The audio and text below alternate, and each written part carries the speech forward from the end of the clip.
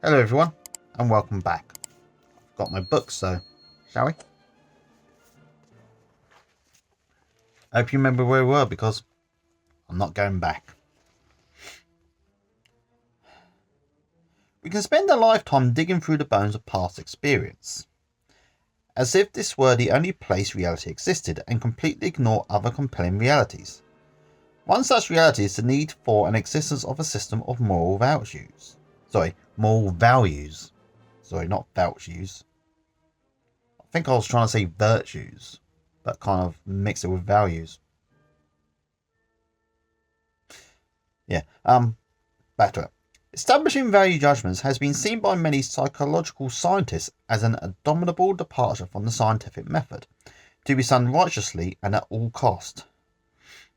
Some of these people steadfastly insist that scientific inquiry cannot be applied to this field, that it is a value judgment, therefore we cannot examine it. What do you think, people? Are there any scientists among us? I know it's not likely, but you never know. If you are a scientist, let me know what you think. Where was I?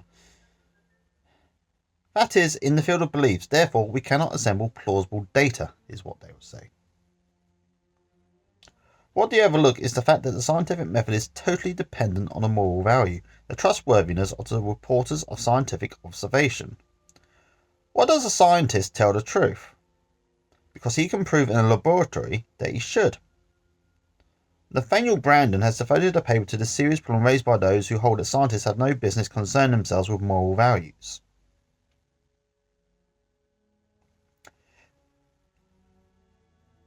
He says, this is Nathaniel Brandon, by the way. Central to the science of psychology is the issue or problem of motivation. The base of the science is the need to answer two fundamental questions. Why does a man act as he does? What would be required for a man to act differently? The key to motivation lies in the realm of values. The tragedy of psychology today is that values is the one issue specifically banned from its domain. It's not true that merely bringing conflicts into conscious awareness guarantees that patients will resolve them. The answers to moral problems are not self-evident. They require a process of complex philosophical thought and analysis. Effective psychotherapy requires a conscious, rational, scientific code of ethics, a system of values based on the facts of reality and geared to the needs of man's life on Earth. Brandon charges that psychiatrists and psychologists bear a grave moral responsibility if they declare that philosophical and moral issues do not concern them. That science cannot pronounce value judgments. They shrug off their professional obligation with the assertion that a rational code of morality is impossible, and by their silence lend their sanction to spiritual murder. Now, this is an issue. My personal opinion is that morals should always come into it. But the sad reality is that immorality has driven science. Or rather, science has been driven by immorality, I should say. Not that you need one for the other, but immorality tends to drive people forward. And it's also worth knowing that a lot of what we know about science now would have been discovered under conditions that nowadays would make us scream in horror and beg for someone in power to just kill them all. A sad reality. But I like to think that nowadays people are better than this. I know a lot of people aren't, and I know you still get things like testing cosmetics on animals and other things to see what happens. But I don't think we're making progress in this field, you know? I really do. Excuse me. What is a rational code of morality? A frequent response to such a question as this is, if everyone lived by the golden rule, everything would be fine. The inadequacy of this answer lies in the fact that we do unto others, even though it may not be what we would have them do unto us, may be destructive. The person who tries to solve this not okay by a hard and continuous game of kick me does no one a favour by projecting this solution on someone else. The golden rule is not an adequate guide, not because the ideal is wrong, but because most people do not have enough data about what they want for themselves, or why they want it. They do not recognise the "I'm not okay, you're okay" position, and are unaware of the games they play to relieve the burden. Persons stop taking the golden rule and many similar beliefs seriously, because in their own experience these beliefs do not work. Bertrand Russell writes, "Many adults in their hearts still believe all that they were taught in childhood, and feel wicked when their lives do not conform to the maxims of the Sunday school. Harm done is not merely to introduce a division between the conscious reasonable personality, otherwise known as the adult, and the unconscious infantile personality, the child. The harm lies also in the fact that the valid parts of conventional morality become discredited along with the invalid parts. This danger is inseparable from a system which teaches the young en bloc another belief that they are almost sure to discard when they become mature. Are there then, as Russell suggests, valid parts of conventional morality? One function of the freed adult is to examine the parent so that it may have a choice of accepting or rejecting parent data. We must guard against the dogma of rejecting the parent in toto, and ask, is there anything left worth saving? It is clear that much parent data is reliable. It is, after all, through the parent that our culture has been transmitted. Anthropologist Ralph Linton notes that without the presence of culture, conserving past gains and shaping each succeeding generation to its patterns, Homo sapiens would be nothing more than a terrestrial anthropoid ape, slightly diverging in structure and slightly superior in intelligence, by a brother to the chimpanzee and gorilla. Moral values thus can be seen as appearing first in the parent. We think of should and ought as parent words. The central question of this chapter is, can should and ought be adult words? This is perplexing stuff, people. But it's got each and single one of you thinking about stuff. Bet it has. No, I'm right. Is agreement on moral values possible? Is there an objective morality that has claims on all men, or must we construct our own individual situational moralities? Viktor Frankl comments on the despair of the youth today who find themselves in what he calls an existential vacuum, where each person is the centre of his own universe, where there is a denial that there are any claims upon him which come from without himself. All morality in this vacuum is subjective. If this is true, then we must consider that in the world today there are 3 billion moralities, with 3 billion people going their own way, denying that any objective principles may govern the relatedness between people. Yet the fact is that the search for these objective principles and the longing for relatedness is a universal reality. It is also felt as a personal, experiential reality. The fact is that people cannot and do not want to live unrelated to other people. Some persons who are devoted to the use of LSD base their devotion on what they report as the transcendence of the psychedelic experience, but out there they are discovering a common essence that ties all men together.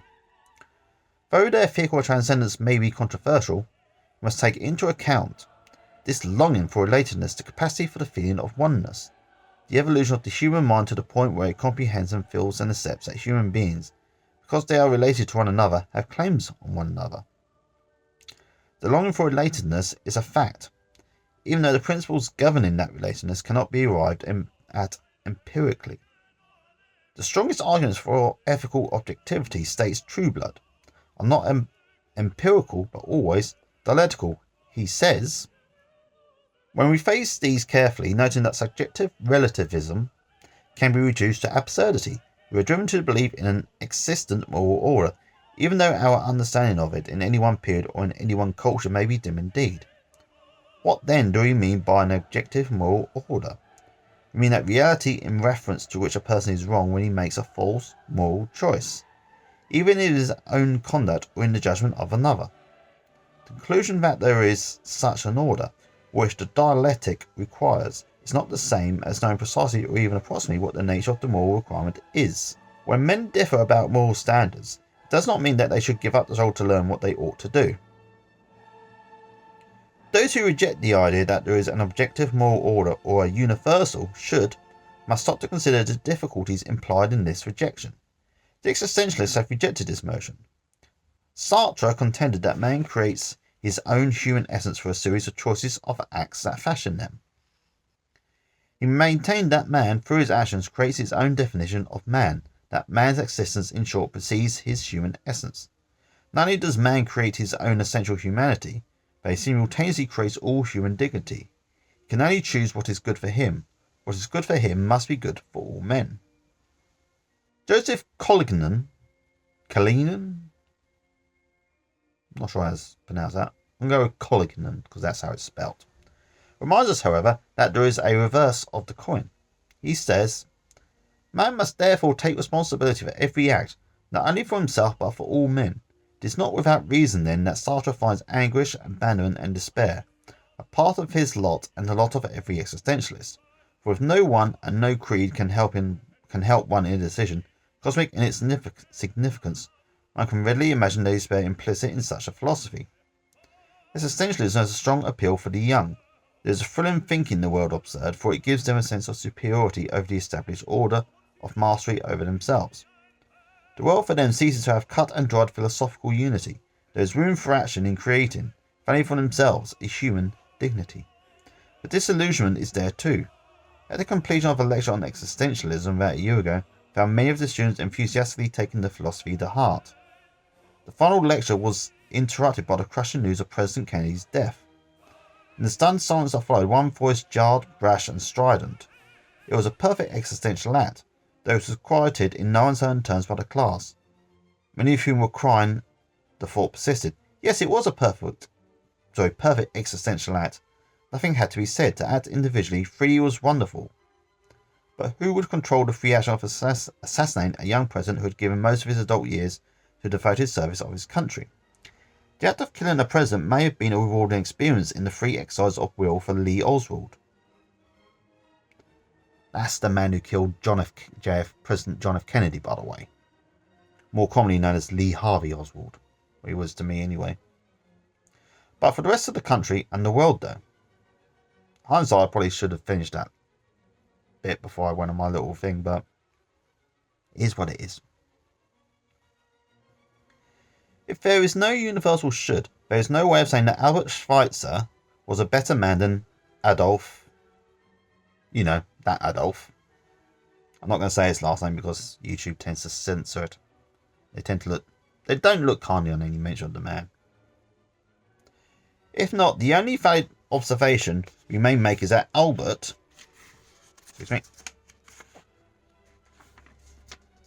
Schweitzer did such and so, and Adolf did such and so.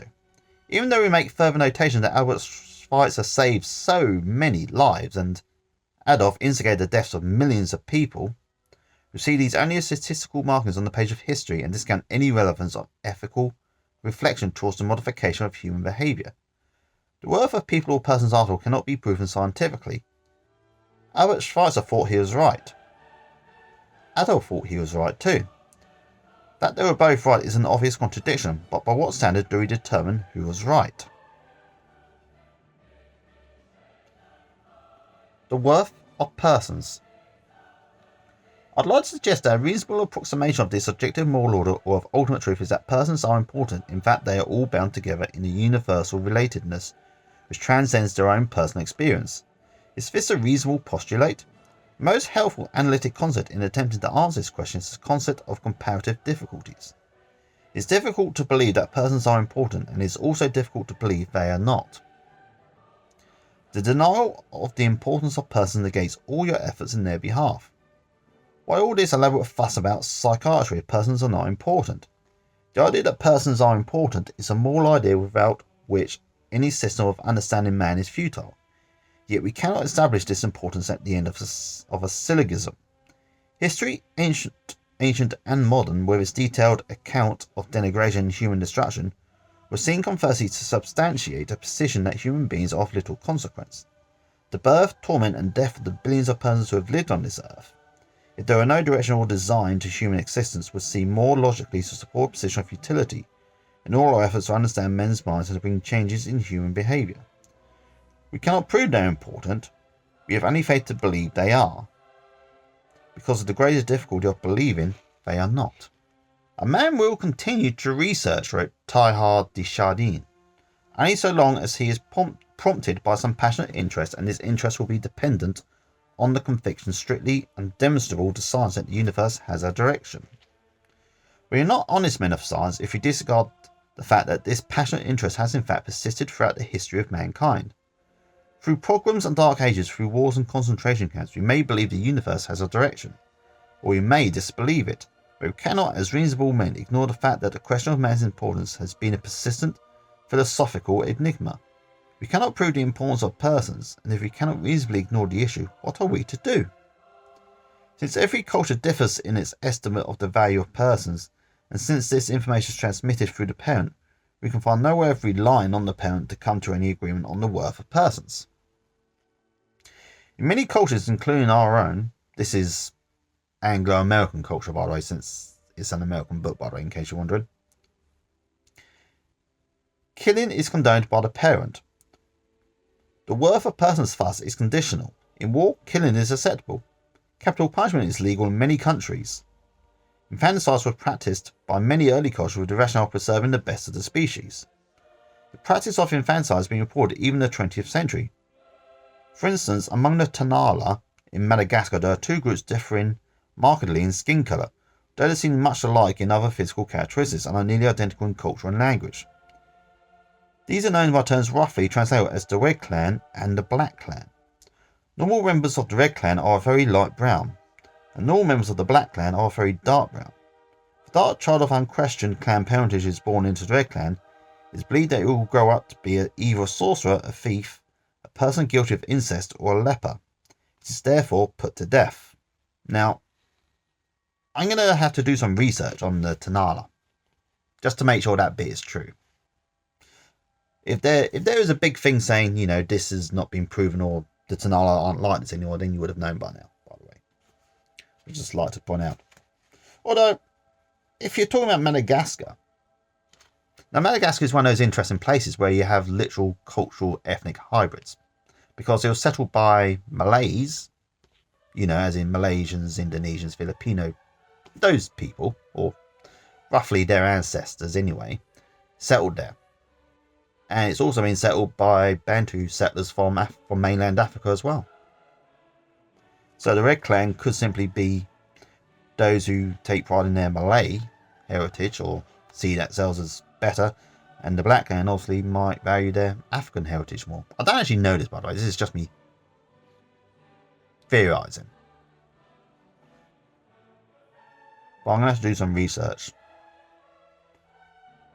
And there will be notes on the screen. This belief about the value of that kind of person is passed from generation to generation through the parent. The cultural parent of most Western nations does not agree. Does however condone other forms of discrimination which may also end in death. Now, ironically, such things as discrimination are passed down through generation. And it isn't until fairly recently in human history that such things have always been questioned. Which is one thing I do like about my generation, the generation before me, and even the next generation as well, is that they are questioning the norms. And some of those norms are just silly. Such as racism. That was the norm. Now it's not. Because people said, hang on a second, this is stupid. They questioned it, which I think is nice. I really do. Neither can rely on the child for agreement as to the value of persons. The child crippled by its own not okay has little positive data about its own value, let alone the value of others. The child in any culture, if provoked sufficiently, may break out in murderous rage, or in murder itself, even mass murder. Only the emancipated adult can come to an agreement with the emancipated adult in others about the value of persons. We can see how inadequate words such as conscience are. We have to ask, what is the still, small voice inside us? What is this conscience we live by? Is it parent, adult, or child? Bertrand Russell, never content to let sleeping dogma lie, I see what I did there, said, this inner voice, this God-given conscience which made Bloody Mary burn the Protestants, this is what we call reasonable beings are to follow. I think the idea mad, I endeavour to go by reason as far as possible. Now, of course, this is the end of the book, or rather the end of tonight's reading, I should say. Or today, as you can probably tell by this, it's daytime. Now, for those who don't know, Bloody Mary is referring to Mary, Queen of Scots, who was briefly Queen of England, and she burnt a lot of Protestants. She would be succeeded by her sister Elizabeth, who would go on to burn a lot of Catholics. Both believed they were doing the right thing, and obviously edged on by certain advisors. It's quite sad when you think about it. Burning people because they believe in God in a slightly different way. I like to say we're past that, but people still do. People still do that something, or they wish they could anyway. Anyway, before I get too depressed thinking about burning people, I am going to say goodbye for now, and I'll see you next time. So, take care of yourselves, okay, everyone? Bye.